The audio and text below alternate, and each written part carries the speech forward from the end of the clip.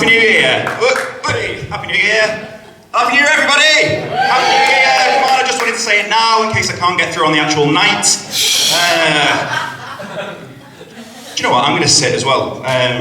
Why not? I feel like I'm in Greenwich Village, New York in the 60s. Feels like I'm inside Llewyn Davis. Well, not inside him, but anyway, welcome, hello, I am Gary Lunt. And I'm basically what Jesus would have looked like if he'd been from Wigan. Now, can you imagine if Jesus had been from Wigan? The Last Supper would have taken place at Greg's, and Judas would have betrayed Jesus for a steak pie and a handjob around the back of Lidl. So George Orwell wrote a book about the living conditions of Wigan in the 1930s, and it was called The Road to Wigan Pier. And frankly, the only thing that's changed since then is that we can't read the book anymore. Now, I'm not saying that Wigan's a shithole. In fact, it was recently voted the #1 place to visit after you die. So just bear that in mind. It's an interesting place. It's the sort of town where the word finger still uses a verb. So just bear that in mind. Any linguists in? No? No cunning linguists, lovely. Okay, well, welcome. I mean, there's a nice diverse crowd here. You know, there's like men and women. That's nice. Let me think. I mean, you're sort of sat in the shadows. You've just grabbed a Foster's. What's your name? Louis, as in Theroux. Okay, what do you do for a living, Louis? Recently unemployed. Recently unemployed?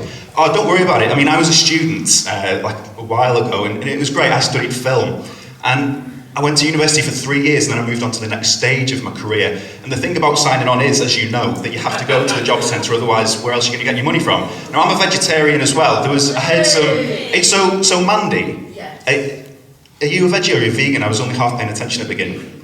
Vegan? See, I don't believe in veganism. I mean, like, I say that as in I know it exists, but I don't believe that it's a true thing. Any other vegans in?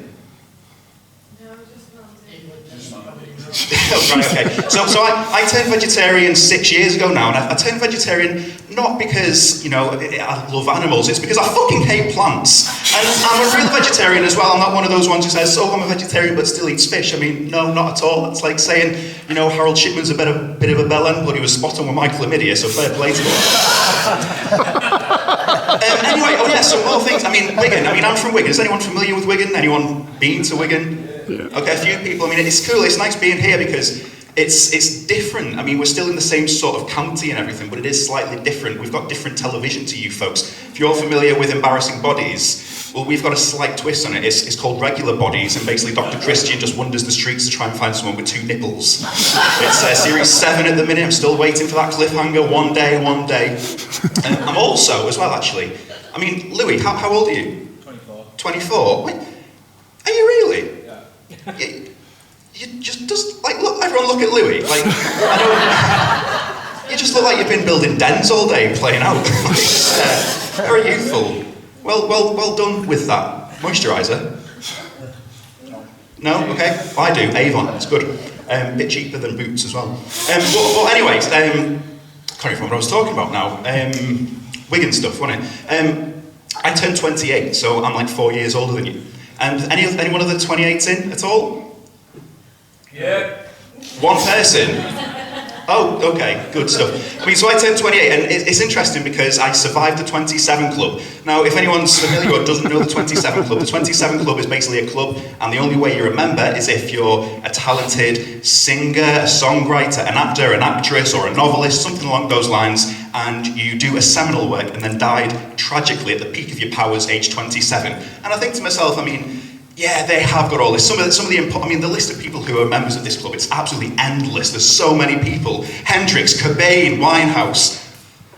And and the thing is, there's so many people in this club, and I think, well, yeah, they've got all this seminal work and everything, but then at the end of the day, I am 28, so who's the real winner? I don't know. I want to talk briefly as well, just about something. I've noticed there's a few bespectacled folk in the audience here. Stand up if you've got glasses. In fact, don't stand up, that's too much effort. Raise your hand if you've got glasses. Okay, I mean, lovely chap on the front row, what's your name? John. Very short, excellent. How long have you been bespectacled, John? Since you were 15. Excellent. Round of applause for John. He came out as a spectacled man many moons ago. So, I mean, did you embrace it straight away, or did you try and fight spectaclism? Oh, okay, that's a good answer. And the other bespectacled people in the audience, did you, at first, when you started noticing that maybe your eyes weren't up to Top Gun standards, did you try and fight it and think, no, I don't want to go down this road, I want to try and keep my eyes as a pair rather than a foursome? Like, I mean, so you did chap at the back? Yeah. Yeah, how long did you wait until you progressed to four eyes? I don't know, just squinted a lot for a while. Yeah. I just thought if you squint, you can see it clearer, but it wasn't working. That's the thing, it's weird, because I don't wear glasses, but I don't understand, like, if someone was damaging my sight, I'd want to embrace that straight away. I'll tell you, I mean, my dad, for one, he went 16 years until he finally admitted that he needed glasses. And it was really weird. I used to say to him, like, Dad, for God's sake, what are you trying to do? You're trying to change the channel with the toaster. For God's sake, please get glasses. And he actually used to look at me and say, listen, son, I don't want to wear bespectacles, because he's Ringo Starr. Because people who wear glasses get mocked and called names like Specky Four Eyes. Now, my dad was a football Premier League referee, and I said, Dad, I have been in a stadium with over 50,000 people all chanting, the referee's a wanker, the referee's a wanker, and you're apprehensive about a handful of people who may call you Specky Four Eyes. And he just looked at me really puzzled and went, yeah, but that's fine, because I don't actually know those people. Dad, I hate to tell you this, but I started that chant. The referee's a wanker, he never does the dishes, he won't buy me a car. I mean, in fairness, the people of Stoke City didn't join in with that last verse, but they tried. A bit too avant-garde for them. Another thing as well, I mean, Louis, so you're unemployed. Is there anywhere in particular you want to work? What's the big dream? What retail or warehouse? Excellent, cool, that's a standard. Excellent. I mean, so I work in a theatre in Liverpool. It's called the Everyman Theatre. Has anyone heard of it? Yeah. Okay, well, I work there. It's great. If you want comps, I don't have access to them, but anyway, no, it's fun because the people that come in is sort of these pretend to be pseudo-intellectuals who think they know what art is, but they actually don't. And because I sort of sit there at the box office and I'm sort of typing away at the computer, you know, doing all like the admin and forms and stuff. And then this one woman, like some of the customers we get are brilliant, this one lady sort of was looking at me the distance away, from the distance from where I am to you, Louis. You know when you're trying to do work and then someone's just looking at you and you can sort of tell, you can see them in the peripheral, they're just over there like gnawing away at me like this. And then I sort of see that and she was looking at me just, okay, carry on typing away. And she started like gliding closer to me, and she got really close, and she went up and she went, and she came really close to me, and she went, what's the name of your tribute band? Well, I'm not in a tribute band. And she went, oh, I just thought, you know, because why else would you?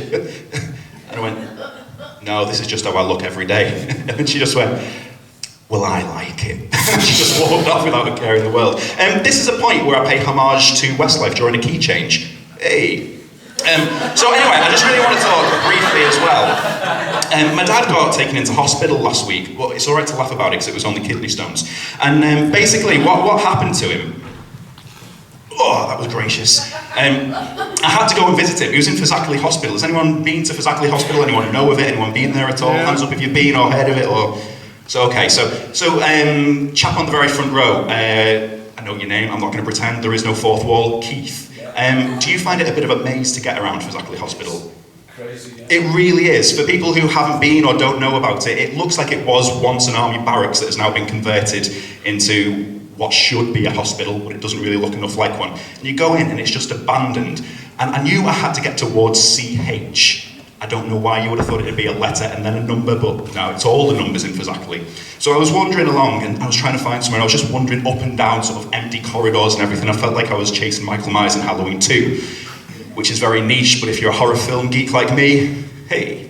And I was wandering around, and then I finally stumbled upon a nurse, and I said, excuse me, I'm trying to find ward CH. It's the Gallstones ward, where do I go? And she looked at me and she went, oh, okay, so what you need to do is, you need to go all the way down this corridor, take a right. When you've taken a right, go all the way down that corridor, you'll find a lift. When you get to the lift, call the lift, go up to the second floor. When you're at the second floor, go along the corridor, take your second left. Second left, go down those stairs. When you get to those stairs, it's a half floor. Don't go all the way to the floor, go to the half floor. When you get to the half floor, it's 2 stops on the right, and then make a left, and then it's further down, and then you should be there once you cross over the bridge. And when you get over to the bridge, then it's just on the other side of that doorway there. And that's how you get to the security desk, and then they will be able to push me to the next door. I went, okay, looking a bit confused, just doing that nodding along thing. And she went, or you can just walk all the way around the outside of the building, just hug it, just hug the building, follow the grass veg, follow it all the way around, and eventually you'll get to a door, go through that door, go up the first flight of stairs, and it's just there. It's not taking all like the in and outs, it's a little bit longer,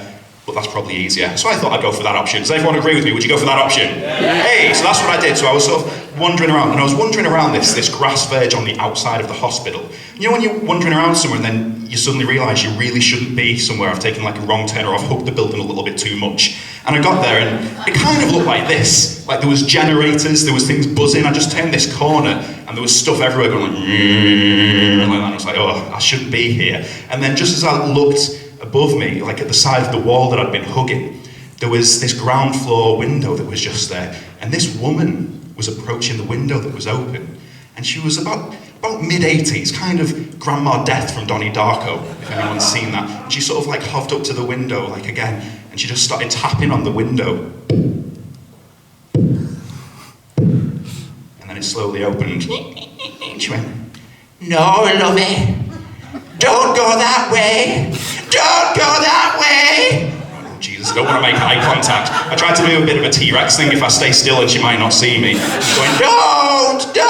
And I went, okay. So I just head down and I carried on walking. And then when I walked around, it was full open plan. There was wires, there was cables, there was 3 open generators, and there was like a load of health medipacks, which looked like Lara Croft had just left from Tomb Raider 2. And I just knew I shouldn't be there. And I'm walking around with a bloody rucksack on and everything. People might have been thought I was trying to do some damage to the hospital or try and nick stuff or try and wire up my goods to their generators. I don't know. So I just thought, I want to go back, but I really don't want to have to be seen by Grandma Death again. So if this was like where the window was above here, I started walking past, and her window was in this section, and I just sort of hovered underneath and went underneath the window like this. And then just as I got above to where her window was open, all I heard from there was, "But there was a boy. There was a boy." Come on, Ethel, come back to bed now. Oh, poor Ethel, God bless her. Oh, Louis, what are you doing after this? Don't know yet. Cool. Anyway, guys, it's been great seeing you all. I'm going to go right over there. I've got a J2O to finish because I'm off the chain.